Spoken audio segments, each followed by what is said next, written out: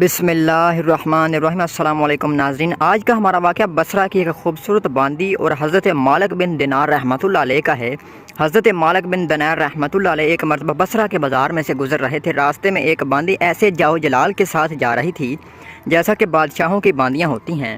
حضرت مالک نے اس کو دیکھا تو آواز دے کر فرمایا، اے باندی، تیرا آقا تجھے کیا فروخت کرتا ہے کہ نہیں؟ وہ باندی اس فقرے کو سن کر حیران رہ گئی اور کہنے لگی، کیا کہا؟ پھر سے کہو۔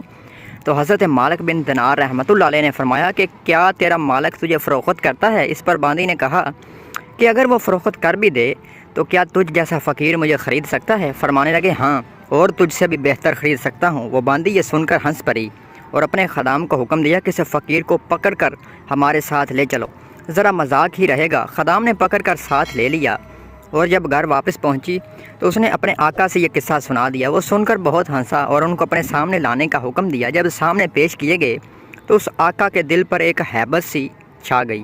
وہ کہنے لگا، آپ کیا چاہتے ہیں؟ تو انہوں نے فرمایا کہ تم اپنی باندی میرے ہاتھ فروخت کر دے۔ اس نے پوچھا کہ آپ اس کی قیمت دے سکتے ہیں؟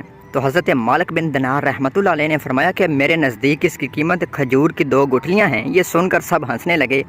اس نے پوچھا کہ آپ نے یہ قیمت کس مناسبت سے تجویز کی ہے؟ تو انہوں نے فرمایا کہ اس میں عیب بہت ہیں۔ تو اس نے پوچھا کہ اس میں کیا کیا عیب ہیں؟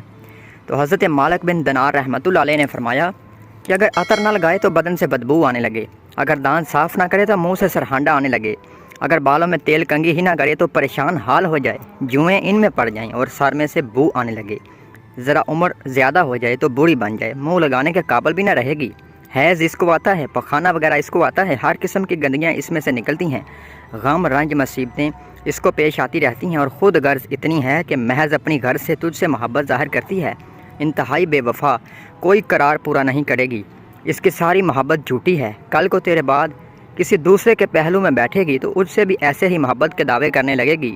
میرے پاس اس سے 1000 درجہ بہتر باندی ہے جو اس سے نہایت کم قیمت ہے، وہ کفور کے جوہر سے بنی ہوئی ہے، مشک اور زعفران کی ملاوٹ سے پیدا کی گئی ہے، اس پر موتی اور نور لپیٹا گیا ہے، اگر کھارے پانی میں اس کا آب دہن ڈال دیا جائے تو وہ میٹھا ہو جائے، اور اگر وہ مردہ سے بات کرے تو وہ زندہ ہو جائے، اور اگر اس کی کلائی آفتاب کے سامنے کر دی جائے تو آفتاب بے نور ہو جائے، اگر وہ اندھیرے میں آ جائے تو سارا گھر روشن ہو جائے، اگر وہ دنیا میں اپنا زیب و زینت کے ساتھ آ جائے تو سارا جہان معطر ہو جائے، چمک جائے۔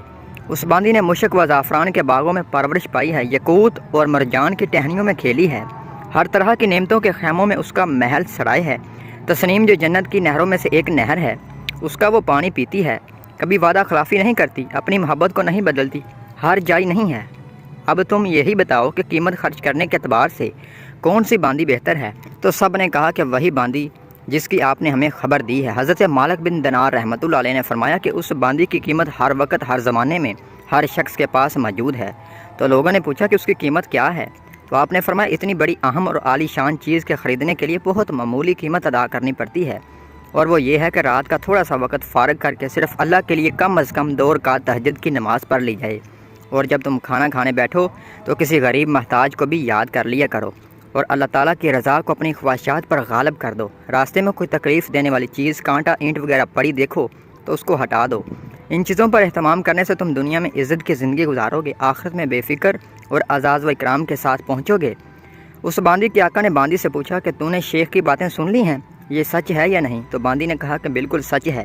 آقا نے کہا کہ اچھا، تم اب آزاد ہے اور اتنا مال تیری نظر ہے، اور سب غلاموں سے کہا کہ اتنا مال تمہاری نظر ہے، میرا یہ گھر اور جو کچھ مال اس میں ہے سب اللہ کی راہ میں صدقہ ہے۔ اور گھر کے دروازے پر ایک موٹے کپڑے کا پردہ پڑا ہوا تھا، اس کو اتار کر اپنے بدن پر لپیٹا اور اپنا سارا لباس اتار کر صدقہ کر دیا۔ اس باندی نے کہا کہ میرے آقا، تمہارے بعد میرے لیے یہ زندگی اب خوشگوار نہیں ہے، اور اس نے بھی ایک موٹا سا کپڑا پہن کر اپنا سارا زیب و زینت کا لباس اور اپنا سارا مال و متاع صدقہ کر کے آقا کے ساتھ ہوگی۔ حضرت مالک بن دینار رحمۃ اللہ علیہ کو ان کو دعائیں دیتے ہوئے ان سے رخصت ہو گئے، اور وہ دونوں اس سارے عیش و عشرت کو طلاق دے کر اللہ کی عبادت میں مشغول ہو گئے، اور اسی حالت میں انتقال ہوا۔